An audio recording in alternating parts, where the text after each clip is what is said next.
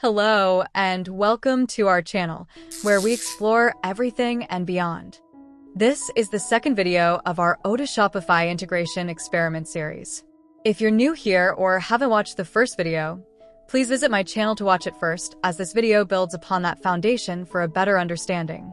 In this video, we'll continue experimenting with integrating Odoo and Shopify by leveraging Shopify's webhook feature to notify Odoo about customer data updates. Let's get started. First, we need to add a new field to the Res Partner model in Odoo to store the Shopify identifier associated with incoming customer data. This will enable us to track and synchronize customer information between both platforms.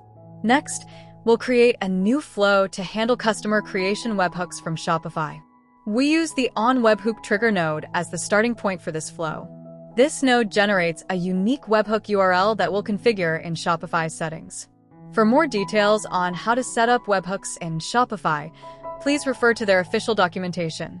Once we have our onWebhook node, we connect it to the start node and then the Shopify auth node, which validates the source of the notification. This ensures that only genuine notifications from Shopify are processed by Odoo. In other words, this node acts as a gatekeeper, verifying whether the incoming data is indeed coming from Shopify. After validation, we use the Create Data node to create a new customer record in Odoo. To demonstrate flexibility and handle potential edge cases, we divide the creation process into two parts. First, creating an initial record with basic fields like name, email, and phone.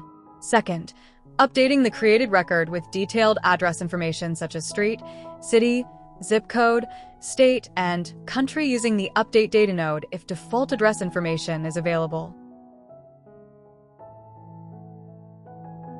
If you're certain that address information will always be present in the notification, you can use only the Create Data node to create the record. However, by breaking down the process into two steps, we can still process notifications even when some data is missing. To populate state and country fields for our customer records, we utilize the lookup node to find corresponding res country and res country state entries in Odoo. For more information on this node, please refer to our previous experiment on receiving and sending data with new Odoo flow. Please visit my channel to watch the video. And there you have it. Our customer creation flow is complete.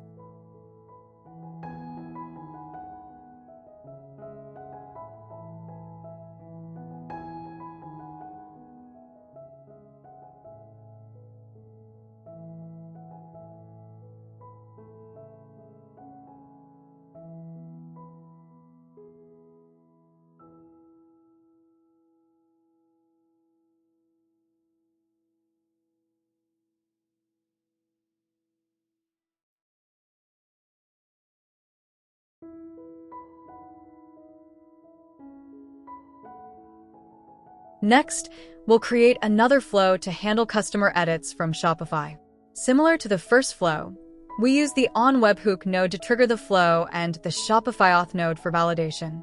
Then, instead of creating a new record, we use the reference map node to find the related record ID in Odoo's Res Partner model. With the record ID, we update the existing customer record using the Update Data node to modify name, email, and phone fields.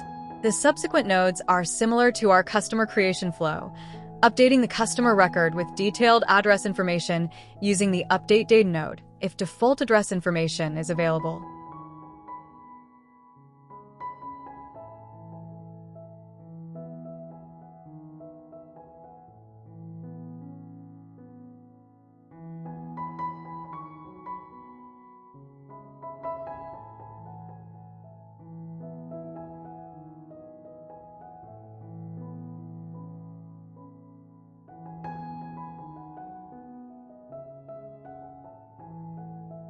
And that concludes our experiment on synchronizing customer data from Shopify to Odoo.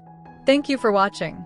If this video has been helpful, please like and share it with others who might benefit from this tutorial. Don't forget to subscribe to my channel so you can stay up to date on all my experiments and tutorials.